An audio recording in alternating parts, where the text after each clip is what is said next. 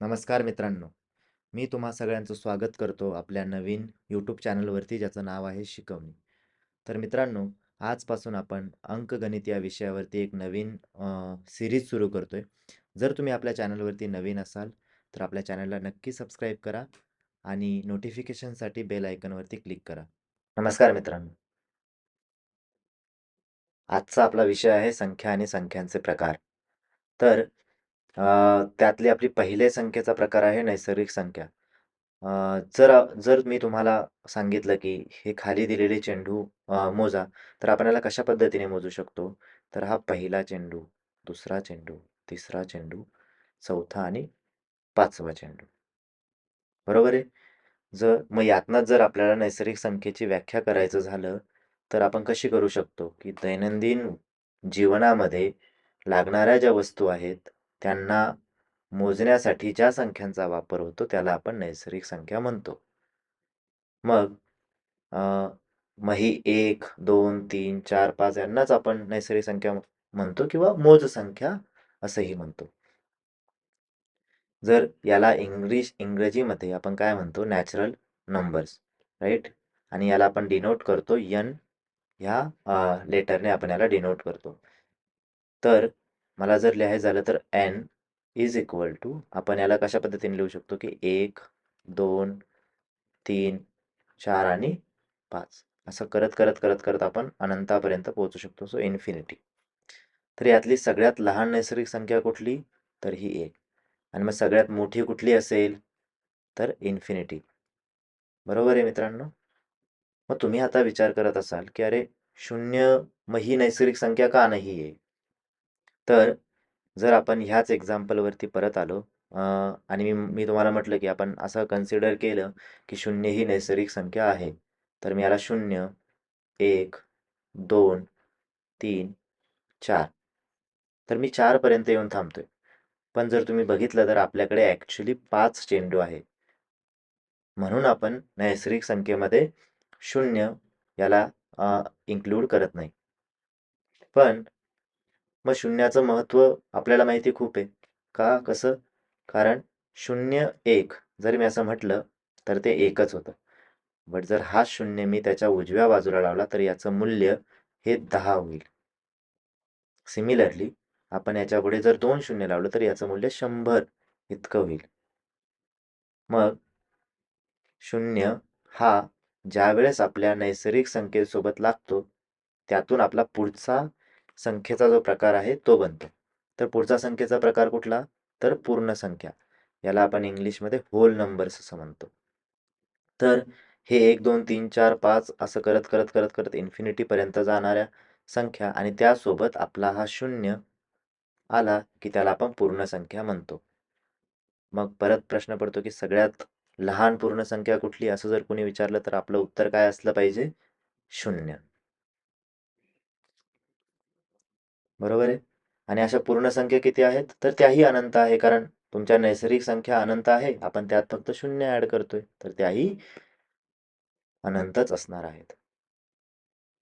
तर आत्तापर्यंत आपण काय शिकलो, की नैसर्गिक संख्या कुठल्या? त्यानंतर आपण पूर्ण संख्या शिकलो. आता त्यापुढे जाऊन आपला जो पुढचा प्रकार संख्येचा येतो, तो म्हणजे पूर्णांक संख्या. तर पूर्णांक संख्या ज्याला आपण इंग्लिशमध्ये इंटिजर्स म्हणतो, ते आपण आयने रिप्रेझेंट करतो. तर हाही प्रकार अतिशय सोपा आहे. आतापर्यंत आपण नैसर्गिक संख्या शिकलो. सो ह्या नैसर्गिक संख्या 0 ह्या दोन्ही मिळून बनतात आपल्या पूर्ण संख्या. बरोबर आहे? आणि नैसर्गिक संख्यांच्या विरुद्ध संख्या. विरुद्ध संख्या म्हणजे काय? Negative numbers. तर आता मी इथं जर लिहायचं झालं, तर मी लिहू शकतो की नॅचरल नंबर्स किंवा नैसर्गिक संख्या म्हणजे आपल्याला माहिती आहे 1, 2, 3, 4 असं करत, करत, करत इन्फिनिटीपर्यंत. बरोबर आहे? आणि माझ्याकडे 0 हा तर आहेच आहे. आता ह्या नैसर्गिक संख्यांच्या विरुद्ध संख्या म्हणजे काय? -n वजा n. मग वजा जर झाला तर -1, -2, -3, -4 असं करत, करत, करत वजा इन्फिनिटी अनंतापर्यंत. तर ह्या तिन्ही कॉम्बिनेशनचं मिळून ज्या संख्या बनतात, ठीक आहे? याला मी जर ॲड केलं या सगळ्यांना, तर त्या बनतात इंटिजर. मग इथं जर आपण बघितलं तर ह्या आहेत आपल्या नैसर्गिक संख्या. इथून मागे बघितलं तर ह्या आहेत विरुद्ध नैसर्गिक संख्या आणि हा आपला 0. तर याला आपण म्हणतो पूर्णांक संख्या. आता याच्यामध्ये सर्वात लहान पूर्णांक संख्या कुठली? तर हे आपण सांगू शकतो का? तर त्याचा आन्सर आहे नाही. मग नाही का? कारण -2 हा -1 पेक्षा लहान आहे. -3 हा -2 पेक्षा लहान आहे. असं करत करत करत गेलं तर वजा इन्फिनिटी त्याची व्हॅल्यू, ज्याचं मूल्य आपल्याला माहित नाहीये, ती सगळ्यात छोटी संख्या होईल. आणि तसंच याच्यामध्ये जाऊन इन्फिनिटी ज्याचंही मूल्य माहित नाही, म्हणून मी सांगू शकत नाही की सगळ्यात छोटी पूर्णांक संख्या किंवा सगळ्यात मोठी पूर्णांक संख्या ही कुठली आहे, कारण त्या अनंत आहेत. मग यातनंच आपल्या याचे दोन प्रकार अजून पडतात की धनपूर्णांक संख्या. धनपूर्णांक संख्या याला आपण is equal to natural numbers, म्हणजे याला नैसर्गिक संख्या इज इक्वल टू धनपूर्णांक संख्या असं म्हणू शकतो. आणि ऋणपूर्णांक संख्या म्हणजे निगेटिव्ह इंटिजर्स, म्हणजे वजा किंवा विरुद्ध नैसर्गिक संख्या, त्याला आपण म्हणतो ऋणपूर्णांक संख्या. तर मित्रांनो, यानंतर आपण शिकणार आहोत समसंख्या. तर समसंख्या म्हणजे काय? तर अशी कुठलीही संख्या ज्याला 2ने निशेष भाग जातो. आता निशेष म्हणजे काय? उदाहरणार्थ जर घ्यायचं झालं तर मी 4 घेतला. 4ला जर मी 2ने भाग दिला तर माझं उत्तर येतं 2 आणि बाकी किती उरली मित्रांनो? 0. तर निशेष म्हणजे ज्याची बाकी 0, ते म्हणजे शेष काहीच नाही उरलं, तर त्याला आपण म्हणतो समसंख्या. तर अशा समसंख्या कशा आयडेंटिफाय करायच्या किंवा कशा ओळखायच्या? तर कुठल्याही संख्येच्या शेवटी एकक स्थानी जर 0, 0, 2, 4, 6, 8 हे अंक जर येत असतील मित्रांनो, तर त्याला आपण समसंख्या म्हणतो. मग याचं एक्झाम्पल कसं सांगायचं झालं तर 14. मग 14 ही समसंख्या आहे का? हो, कारण त्याच्या एकक स्थानी 4 आला. असंच जर मी एक अजून उदाहरण घेतलं 36, तर 36च्या ही समसंख्या आहे, कारण त्याच्या एकक स्थानी 6 आला. पण मी हेच जर म्हटलं 35, 35 ही समसंख्या आहे का? तर नाही, कारण त्याच्या एकक स्थानी 5 आहे आणि 5 हे आपल्या 0, 2, 4, 6, 8 यामध्ये येत नाही. मग ज्या समसंख्या नाहीत त्या काय असतील? विषम संख्या, कारण त्यांना 2ने पूर्ण भाग दिला जात नाही. त्याला आपण विषम संख्या म्हणतो. मग हेच की 5 भागिले जर मी परत 2 केलं तर माझं उत्तर आलं 2 आणि बाकी माझ्याकडे 1 उरली, म्हणजे काहीतरी माझ्याकडे शेष राहिलं, तर त्याला आपण विषम संख्या असं म्हणतो. ठीक आहे. तर यालाही ओळखायचं एक सोपी टेक्निक आहे. तर ती म्हणजे ज्या संख्येच्या एकक स्थानी 1, 3, 5, 7, 9. तर आपल्या आधीच्या एक्झाम्पलमध्ये जर बघितलं तर इथं एकक स्थानी माझ्याकडे काय आहे? 5 आहे. तर मी ही कुठली संख्या झाली? विषम संख्या. समजलं मित्रांनो? हे अतिशय सोपं आहे आणि यावरती आपल्याकडे प्रश्न पण येतात. आणि पुढचा जो प्रकार आहे मूळ संख्या. तर मूळ संख्या ह्या ज्या आहेत, ह्या अतिशय महत्त्वाच्या आहे तुमच्या परीक्षेच्या दृष्टिकोनातनं. कारण या मूळ संख्या या टॉपिकवरती बऱ्याचदा प्रश्न विचारले जातात. ओके. तर मूळ संख्या म्हणजे काय मित्रांनो? तर अशी संख्या ज्याला 1, आपला 1 आणि ती संख्या स्वतः या दोन्हींनीच भाग जातो. ह्या दोन्ही संख्या सोडून दुसऱ्या कुठल्याही संख्येला ज्या संख्येने भाग जात नाही, त्याला आपण मूळ संख्या असं म्हणतो. आता मला जर याला एक्सप्लेन करायचं झालं तर कसं? परत आपण जाऊयात 5. तर 5 याला एकाने भाग जातो, कारण एकाने सगळ्यांनाच भाग जातो. बरोबर आहे? तर 5 अजून कुठल्या दुसऱ्या संख्येने 5ला भाग जातो का? जर आपण 5पर्यंत चालत गेलो, 2. 2ने भाग दिला तर बाकी 1 उरते, म्हणजे भाग पूर्ण जात नाही. 3ने दिला तरी बाकी उत्तर 0 येऊन बाकी राहते. ठीक आहे. सो याला असं करत करत जर गेलं तर या संख्येला फक्त 5नेच भाग जातो.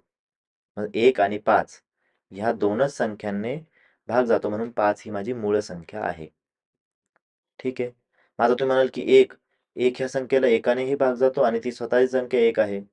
पण असं नाही. ह्या संख्येला आपण मूळही संख्या नाही आणि संयुक्तही नाही. ठीक आहे. आता मग संयुक्त संख्या म्हणजे काय? ज्या संख्या मूळ नाहीत त्या संयुक्त आहे. म्हणजे ज्या संख्यांना एकापेक्षा जास्त संख्यांनी भाग जातो, त्याला आपण संयुक्त संख्या म्हणतो. मग एक जी संख्या आहे ती मूळही नाही आणि ती संयुक्तही नाही. हे अतिशय महत्त्वाचा पॉइंट आहे जो एक्झाममध्ये तुम्हाला विचारला जाऊ शकतो. तर एक ही संख्या मूळही नाही आणि संयुक्तही नाही. तर मित्रांनो, कधी-कधी ना एक्झामच्या किंवा परीक्षेच्या दृष्टिकोनातनं काही गोष्टी ह्या तुम्हाला लक्षातच ठेवाव्या लागतात. कारण मग तिथे तुम्हाला त्या गोष्टी जर तुम्ही पेपरवरती पुन्हा एकदा कॅल्क्युलेट करायला लागलात, तर तिथे खूप जास्त वेळ जाण्याचे चान्सेस असतात आणि आपल्याकडे वेळ खूप कमी असतो. त्यामुळं ज्या महत्त्वाच्या गोष्टी आहेत, त्या महत्त्वाच्या गोष्टी तुम्ही लक्षात ठेवा. जसं की पुढचा एक पॉइंट आहे, की 1 ते 100 पर्यंतच्या क्रमगत मूळ संख्या किती? तर त्या 25 आहेत. मग त्या कुठल्या-कुठल्या? तर चला बघूयात. तर 1 ते 100 पर्यंतच्या क्रमगत मूळ संख्या ह्या खालीलप्रमाणे. जसं की 1 ते 10 मध्ये काय आहे? 2, 3, 5, 7. 11 ते 20 मध्ये 11, 13, 17, 19.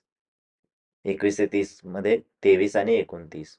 31 ते 40 मध्ये आपल्याकडे आहेत 31, 37. त्यानंतर 41 ते 50 मध्ये जर बघितलं तर 3 मूळ संख्या आहेत. तर 41, 43 आणि 47. 51 ते 60 मध्ये 63 आणि 59. 61 ते 70 मध्ये 61 आणि 67. 71 ते 80 मध्ये 71, 73 आणि 79. आणि तसंच 81 ते 90 मध्ये 2 मूळ संख्या आहेत. 83 आणि 89. आणि 91 ते 95 मध्ये एकमेव मूळ संख्या आहे, जी म्हणजे 97. तर हे आपल्याला लक्षातच ठेवायचं आहे. मग 1 ते 100 मध्ये सगळ्यात मोठी मूळ संख्या कुठली? तर ती 97. सगळ्यात मोठी सममूळ संख्या कुठली? तर एकमेव मूळ संख्या आहे जी समसंख्या आहे ती म्हणजे 2. तर हे यावरती बऱ्याचदा प्रश्न विचारले जातात, की सर्वात मोठी सममूळ संख्या तर ती आहे 2. सगळ्यात मोठी सममूळ संख्या म्हणजे 2. आणि मग आता याच्यानुसार अजून बरेच प्रश्न पडू शकतात, की 2 अंकी सर्वात लहान मूळ संख्या कुठली? तर 11. 2 अंकी सगळ्यात मोठी मूळ संख्या 97. सो ह्याच्यावरती हा चार्ट जर तुम्ही लक्षात ठेवला ना, तुम्हाला यावरती बरेच प्रश्न येतील आणि तुमचा टाईम खूप वाचेल. सो हा जो चार्ट आहे याला तुम्ही पाठांतर करून घ्या. की पुढचा जो ह्या मूळ संख्यांचाच पुढचा जो टाइप आहे तो म्हणजे जोड मूळ संख्या. तर जोड मूळ संख्या खूप सोप्या आहे, की अशा संख्या ज्याच्यामध्ये एकच संयुक्त संख्या असते. मग आता कसं? मग आता 3 आणि 5 घेतलं. 3 आणि 5 मध्ये 4 ही माझी एकमेव मूळ संख्या आहेत. 5 आणि 7 मध्ये कुठली? 6 ही एकमेव मूळ संख्या आहे. तिथं जर बघायला गेलं तर 6 ही एकमेव मूळ संख्या आहे. 11-13 मध्ये 12 ही एकमेव मूळ संख्या सॉरी संयुक्त संख्या आहे. राइट? अशा आपल्याकडे किती जोड्या आहेत? तर 8 जोडमूळ जोडमूळ संख्या आहेत. जोडमूळ संख्यांच्या जोड्या. सो टोटल 16 जोडमूळ संख्या आहेत. 3, 5, 5, 7, 11, 13, 17, 19, 29 आणि 31. त्याच्यानंतर 41, 43, 59, 61, 71, 73 असं. समजलं मित्रांनो? ओके. तर आता यापुढे जाऊन आपल्याकडे आहेत संयुक्त संख्या, ज्याला मी आधीही एक्सप्लेन केलंय, की संयुक्त संख्या म्हणजे काय? तर 2 पेक्षा जास्त विभाजक. म्हणजे जर मी 4 घेतलं, ठीक आहे. तर आपला पहिलं एक्झाम्पल आहे 4. 4 मी 1 भाग जातो, तो आहे 1 आहे. त्यानंतर 4 2 भाग जातो, उत्तर आलं 2. 2 हा पण 4चा विभाजक आहे. 3 जातो? नाही. मग 3 हा 4चा विभाजक नाहीये. पण 4 हा स्वतः आहे. ठीक आहे. तर याला 2 पेक्षा एकूण एकूण विभाजक किती? 3. तर हे 2 पेक्षा जास्त विभाजक आहेत, म्हणून याला आपण संयुक्त संख्या म्हणतो. समजलंय? असंच 15ला जर घेतलं, 15 ॲज अ एक्झाम्पल आपण घेतलं, तर 1 भाग जातो, तर 1 आहे. 2 जातो? नाही. 3 जातो? 3 5 15, तर 3 हा 5चा सॉरी 15चा विभाजक आहे. 4 जातो? नाही. 5 जातो? हो. 5 त्रिक 15, तर 5 हा विभाजक आहे. असं करत, करत, करत 6 नाही जाणार आणि डिरेक्टली 15. तर असे 4 विभाजक आहेत. 4 हे 2 पेक्षा जास्त आहे म्हणून 15 ही माझी संयुक्त संख्या आहे. तर हे खाली 4 महत्त्वाचे बुलेट पॉइंट्स आहेत जे तुम्हाला लक्षात ठेवायचे. तर सर्वात लहान धन समसंयुक्त संख्या, समसंयुक्त समसंयुक्त संख्या कुठली आहे? 4. मग तुम्हाला मग 2 पण सम आहे, पण 2 काय आहे? मूळ संख्या आहे, सममूळ संख्या आहे. तर 4 ही माझी सर्वात लहान समसंयुक्त संख्या आहे. त्यानंतर विषम संख्या कुठली? ठीक आहे, विषम संयुक्त संख्या तर ती आहे, आता आपल्या मूळ संख्या होत्या 2, 3, 5 आणि 7. ठीक आहे, तर याच्यामध्ये आपल्याकडे विषम संयुक्त संख्या कुठली सर्वात लहान? तर 9 आहे. कारण ह्या 3, 5 आणि 7 या 3 तर मूळ संख्या आहेत, म्हणून मग सर्वात लहान विषम संयुक्त संख्या आहेत 9. सर्वात लहान 2 अंकी विषम संयुक्त संख्या, आता यानंतर बघितलं तर 11, 13 ह्या पण मूळ संख्या आहेत. तर उरतं कुठलं? 15. तर 15, मग 15 ही माझी 2 अंकी विषम संयुक्त संख्या आहे. मग सर्वात लहान 2 अंकी समसंयुक्त संख्या कुठली? 2 अंकी पाहिजे. मग 2 अंकी कुठून चालू होतात? 10. मग 10 ही संयुक्त संख्या आहे का? हो. आणि ते सम पण आहे. तर मग सर्वात लहान 2 अंकी समसंयुक्त संख्या आहे 10. ओके. यानंतर येतं सहमूळ संख्या. मग सहमूळ संख्या म्हणजे काय? की ज्या 2 संख्यांचा एकखेरीज कोणताही सामायिक विभाजक नाही, त्या संख्यांना आपण सहमूळ संख्या म्हणतो. ठीक आहे, एक सोडून दुसरा कुठलाही सामाजिक विभाजक नाहीये. म्हणजे आता एक्झाम्पल जर मला घ्यायचं झालं तर 4 आहे. तर 4चे विभाजक कुठले? 1, 2 आणि 4. मग मी 7 घेतलं. तर 7मध्ये 1 आणि 7 हे 2च विभाजक आहे, कारण 7 ही आपली मूळ संख्या आहे. तर यामध्ये जर बघितलं मित्रांनो, तर 1 हा एकमेव कॉमन किंवा सामायिक विभाजक आहे.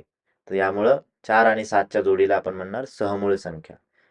आणि आणि अजून एक ट्रिक याच्यामध्ये जर लक्षात ठेवायची झाली, तर लगतच्या ज्या संख्या आहेत 3 आणि 4 फॉर एक्झाम्पल, तर ह्या पण सहमूळ संख्या आहेत. 4 आणि 5 ह्या पण सहमूळ संख्या, कारण याच्यामध्ये पण फक्त 1 हा सामायिक विभाजक असणार आहे. जर मला एक्सप्लेन करायचं झालं तर 4चे परत आपल्याला माहिती आहे 1, 2, 4 विभाजक आहे, आणि 5चे जर याला मी 5 केलं आणि 5चे आपल्याकडे आहेत 1 आणि 5, तर 1 हा कॉमन डिवायझर किंवा सामायिक विभाजक आहे. तर ह्या संख्यांना आपण काय म्हणतो? सहमूळ संख्या. ओके. तर हा आपला भाग 1 होता. यानंतरही आपल्या ज्या पुढच्या उरलेल्या संख्यांचे प्रकार आहेत ते आपण पुढच्या व्हिडिओमध्ये शिकणार आहोत. तर आता आपण आतापर्यंत जे काही शिकलो त्याच्यावरती आपण प्रॉब्लेम सॉल्व्ह करणार आहोत. तर पहिला आपला प्रश्न आहे. पहिला प्रश्न काय आहे मित्रांनो, की 1 पासून 100 पर्यंतच्या विषम संख्यांची बेरीज किती? मग आता पहिली गोष्ट, विषम संख्या म्हणजे काय आपण शिकलो, की ज्या संख्यांना 2ने भाग दिल्यानंतर बाकी शून्य सोडून दुसरी असते. ठीक आहे, म्हणजे निशेष भाग जात नाही, त्यांना आपण विषम संख्या म्हणतो. मग आता 1 ते 100, आता मी जर 1 ते 4 पर्यंत घेतलं तर माझ्याकडे 1, 2, 3 आणि 4 ह्या 4 पर्यंत माझ्याकडे 2 विषम संख्या आहे, 1 आणि 3. तर मी जर याला ॲनालॉजी लावली आणि 1 ते 100 पर्यंत बघितलं तर माझ्याकडे 50 समसंख्या, ठीक आहे, आणि 50 माझ्याकडे विषम संख्या आहेत. बरोबर आहे. तर याच्यासाठी आपल्याकडे ट्रिक काय आहे मित्रांनो, की 1 पासून 100 पर्यंतच्या सर्व विषम संख्यांची बेरीज किती? तर 50 माझ्याकडे विषम संख्या आहे, तर त्याला जर मी 50 म्हणजे गुणलं, म्हणजे एकूण विषम संख्यांचा वर्ग इज इक्वल टू त्या संख्येपर्यंतचा सर्व विषम संख्यांची बेरीज. मग आता 50 गुणिले 50, तर 5चा वर्ग किती? 25 आणि ते 2 शून्य, सो असं 2500 हे आपल्या 1 ते 100 पर्यंतच्या सर्व विषम संख्यांची बेरीज आहे. तर कुठला ऑप्शन आहे? तर 2 हे याचं करेक्ट उत्तर आहे. जर आपल्याला यात असा प्रश्न आला, की 1 पासून ते 100 पर्यंतच्या सर्व समसंख्यांची बेरीज किती? तर त्यासाठीही आपल्याकडे सोप्पा एक फॉर्म्युला आहे. तर जर मला 1 पासून ते 100 पर्यंत समसंख्यांची बेरीज काढायची असते, तर माझ्याकडे अगेन 50 समसंख्या आहेत. तर मी काय करणार? n म्हणजे माझ्या नंबर ऑफ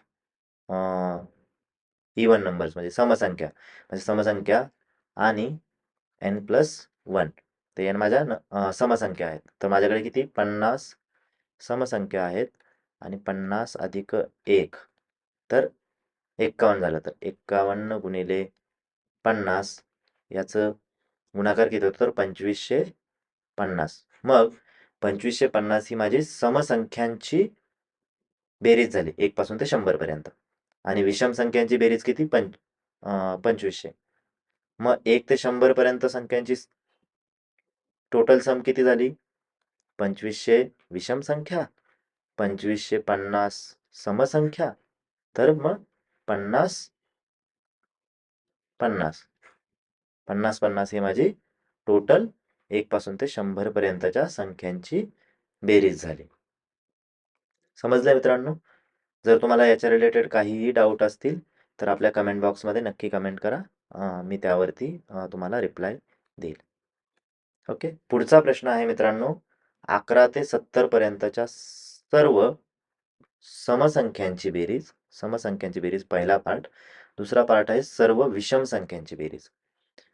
ठीक आहे. आत्ताच आपण शिकलो की समसंख्यांची बेरीज कशी काढायची आणि विषम संख्यांची बेरीज कशी काढायची. तर आता आपण याला सोडवायला सुरू करूयात. तर मला माहित होतं की 1 ते म्हणजे 1 पासून पुढच्या लेट्स से n संख्या असतील तर तोपर्यंतची समसंख्यांची बेरीज ही ह्या 1 ते n पर्यंतच्या समसंख्या किती असतील n/2. ठीक आहे. ह्या असतील. तर मला जर हे काढायचं असेल मी याला सोपं करण्यासाठी याला 2n संख्या घेतो. तर माझ्याकडे n समसंख्या उरतील. तर n × n+1 ह्या माझ्या समसंख्या होतील. ओके. तर 1 ते 70 पर्यंत 35 समसंख्या आहे. तर 35 गुणिले 36. ठीक आहे. याचा गुणाकार जर आपण केला तर 35चा वर्ग 1225 येतो अधिक 35 आपला 1260 होतात. मग पण आपल्याला 11 ते 70 पर्यंत सांगितलं. मग यातनं आपल्याला 1 ते 10 पर्यंत वजा केलं पाहिजे की नाही? मग 5 गुणिले 6 कारण 1 ते 10 पर्यंत 5 समसंख्या आहेत. तर 5 गुणिले 6 30 येतं. बरोबर आहे. तर मग यातनं मला 30 वजा केलं पाहिजे. सो माझं 1230 जी आहे ती माझी काय झाली 11 ते 70 पर्यंतच्या समसंख्यांची बेरीज. मग आता तसंच आपल्याला विषम संख्यांची पण बेरीज काढायची. विषम संख्यांची बेरीज कशी काढता येईल? 35च विषम संख्या आहेत. तर 1 ते 70 पर्यंतच्या 35 विषम संख्यांची बेरीज ही येईल 1225. बरोबर आहे. पण मला तर 11 ते 70 पाहिजे. मग 1 ते 10 पर्यंतच्या विषम संख्यांची बेरीज किती येईल? 5चा वर्ग 25. मग जर हे मायनस केलं तर मी 11 ते 70 पर्यंतच्या सर्व विषम संख्यांची बेरीज जर केली ती येते 1200. मग आता आपल्याला काय सांगितलं मित्रांनो की सर्व समसंख्यांची बेरीज व सर्व विषम संख्यांची बेरीज यांतील फरक. फरक म्हणजे काय? वजा करायचं. तर 1230 वजा 1200 माझं उत्तर आलं 30. तर आपलं करेक्ट आन्सर आहे 30. पण जर आता तुम्ही बघितलं तर ह्या प्रश्नाला सोडवण्यासाठी मला खूप वेळ लागला. पण यात एक ट्रिक आहे. जर ती ट्रिक तुम्हाला समजली असती तर तुम्ही याला काही सेकंदामध्ये सॉल्व्ह केलं असतं. तर ती ट्रिक कुठली आहे? तर बघा एक सिंपल आपण घेऊयात की मला लेट्स से 1 ते 6 पर्यंतचा सर्व समसंख्यांची बेरीज आणि सर्व विषम संख्यांची बेरीज यातला फरक काढायचा असता. तर मी काय केलं असतं समसंख्या कुठल्या? तर 2 अधिक 4 2 अधिक 4 अधिक 6 ह्या सर्व समसंख्या झाल्या आणि विषम संख्या कुठल्या? 1 अधिक 3 अधिक 5 झालं. यांच्यातली मला वजाबाकी करायची. मग वजाबाकी करताना 2 वजा 1 किती? 1. 4 वजा 3 किती? 1. म्हणजे जोड्या जर बनवल्या तर जोड्यांमधला फरक एकच आहे. ठीक आहे. 6 वजा 5 किती? 1. तर ह्याच्यामध्ये 1 ते 6 पर्यंत माझ्या समविषम संख्येच्या जोड्या 3 जोड्या बनल्या. मग 3 जोड्या जर बनल्या तर माझं उत्तर आलं 3. सिमिलरली जर आपण याला आपल्या एक्झाम्पलनुसार घेतलं तर 11 ते 70 मध्ये टोटल 60 संख्या आहेत. मग 60 संख्यामध्ये माझ्याकडे 30 ह्या जोड्या बनल्यात. 30 जोड्या बनल्यात सम आणि विषम संख्येच्या. तर माझं उत्तर बाय डिफॉल्ट किती असेल? 30. हे इतका शॉर्ट पद्धतीने आपण हार्डली एका सेकंदामध्ये या प्रश्नाचं उत्तर दिलंय. समजले? चला आता पुढचा प्रश्न बघूयात. पुढचा प्रश्न हाही सोपा प्रश्न आहे. तर प्रश्न तुम्ही काळजीपूर्वक वाचला तर त्याचं उत्तर तुम्हाला लगेच मिळेल. सर्वात मोठी एक अंकी मूळ संख्या. आता सर्वात मोठी एक अंकी मूळ संख्या. तर एक अंकी मूळ संख्या कुठल्या आपल्याकडे 2, 3, 5 आणि 7 या सर्व एक अंकी मूळ संख्या आहेत. ओके. सर्वात लहान 2 अंकी संयुक्त संयुक्त बोलले हे लक्षात घ्या. संयुक्त 2 अंकी आणि विषम ही 3 कीवर्ड्स आहेत. तर 2 अंकी संयुक्त विषम संख्या तर ती कुठली आहे? तर 2 अंकी जर म्हटलं आणि त्यात संयुक्त संख्या म्हटलं तर कुठल्या होतात? एक येतात 12 म्हणजे 10 पासून चालू होतं ऍक्च्युली 10, 12, 14 आणि 15. ठीक आहे. या 2 अंकी आणि अशा पुढे 2 अंकी चालू असतील. पण यात बोललं सर्वात लहान लहान 2 अंकी कुठली विषम तर यातमध्ये विषम कुठली आहे 15 आणि सर्वात मोठी एक अंकी मूळ संख्या 7. मग त्यांचा गुणाकार आपल्याला विचारला आहे. तर 15 गुणिले 7 जर मी केलं तर ते होतं 105. बरोबर आहे. 15 × 9 15 7 105. तर आपलं उत्तर आहे मित्रांनो 105. ठीक आहे. पुढचा प्रश्न बघूयात. पुढचा प्रश्न आहे की 61 ते 70 पर्यंतच्या संयुक्त संख्यांची बेरीज व मूळ संख्यांची बेरीज यांतील फरक यांच्यातील फरकाचा खालीलपैकी कोणता विभाजक नाही? ओके. आता प्रश्न आपल्याला कळलाय. माझ्याकडे 61 ते 70 पर्यंतचे नंबर आहे. त्यामध्ये जर बघितलं तर मूळ संख्या जर तुम्ही चार्ट पाठ केलेला असेल तुम्हाला लगेच समजेल की 61 आणि 67 ह्या माझ्या मूळ संख्या आहेत. आणि मग उरलेल्या ज्या 8 संख्या आहेत त्या माझ्या संयुक्त संख्या आहेत. मग आता बेरीज करायची. मग आता तुम्ही असं करणार का की 62 अधिक 63 अधिक 64 अधिक 65 66 67 नाही कारण 67 मूळ संख्या आहे. 68 69 आणि 70.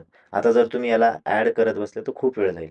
तर याला सिंपल ट्रिक काय आहे? मला माहिती आहे की याच्यामध्ये 60 हा कॉमन आहे आणि अशा 8 संख्या तर 8 गुणिले 60 अधिक मग आता किती उरलं? 60 मध्ये जर मी 2 ऍड केलं तर 62 होता. मग 2 अधिक 3 अधिक 4 अधिक 5 अधिक 6 अधिक 8 अधिक 9 अधिक 10. मग आता ह्या संख्यांची बेरीज करणं आपल्याला सोपं आहे. कारण 2 आणि 3 5, 5 आणि 4 9, 9 आणि 5 14, 14 आणि 6 20 आणि हे 10 घेतले 30. 30 38, 38 आणि हे 9 47. तर याची बेरीज झाली 47 आणि हे आपल्याला आहे 8 × 48. सो 480. मग 480 तर ह्या दोघांची जर बेरीज केली तर ती होती 527. बरोबर आहे. कारण हे 20 यात 8 झाले पुढचे 27. 527 ही माझी संयुक्त संख्यांची बेरीज झाली. आणि मूळ संख्यांची बेरीज किती? तर 60 आणि 60 120 आणि हे 1 आणि 7 8 128. आता आपल्याला काय विचारलंय? मला ह्या 2 संयुक्त संख्यांची बेरीज मिळाली, मूळ संख्यांची बेरीज मिळाली, यातला फरक. मग मी काय करणार 527 वजा 128. तर मग 17तनं 8 गेले 9 9 उरले. बरोबर आहे. हा तर मग 11तनं 2 गेले परत 9 उरले आणि मग इथं 4तनं 1 गेला 3. सो 399 हा आपला फरक आहे. आता कधीही प्रश्न सोडवताना आपल्याला एक ट्रिक जी वापरायची ती आहे मित्रांनो की ऑप्शन कट करायचे. जर एखाद्या संख्येचा 7 किंवा 21 हा जर विभाजक असेल 7 जर विभाजक असेल आणि या संख्या जर इतक्या मोठ्या असतील तर त्याचा 21 हा बाय डिफॉल्ट विभाजक असणार आहे. तो असणारच आहे. सो हे 2 ऑप्शन तर कट होऊन जातील. आपल्याला हे 2 चेक नाही करायचे. आता उरतं 19 आणि 13 ह्या दोन्हीपैकी कुठला तरी एक उत्तर आपलं असणार आहे. तर मी आता 19 ने याला जर भाग दिला तर 399 भागिले 19 तर 19 दुने 38. सो 38 हे झालं आणि 1 उरला तर 19 1 19 सो 21 आलं. तर 21 तर आहे आपल्याकडे आणि 7 21ला 7ने पण भाग जातो. तो उत्तर आपलं आहे 13. आता हा एक सरावासाठी प्रश्न दिला आहे. सर्वात लहान 2 अंकी संयुक्त विषम संख्या आणि सर्वात मोठी सममूळ संख्या यांचा गुणाकार किती? तर हा प्रश्न मित्रांनो तुम्हाला सोडवायचा आहे आणि या प्रश्नाचं उत्तर तुम्हाला मला कमेंट बॉक्समध्ये कमेंट करून सांगायचं आहे. जर हा व्हिडिओ तुम्हाला आवडला असेल तर या व्हिडिओला नक्की लाईक करा, शेअर करा आणि आपल्या चॅनलला सबस्क्राईब करा. धन्यवाद. जय जिजाऊ, जय शिवराय.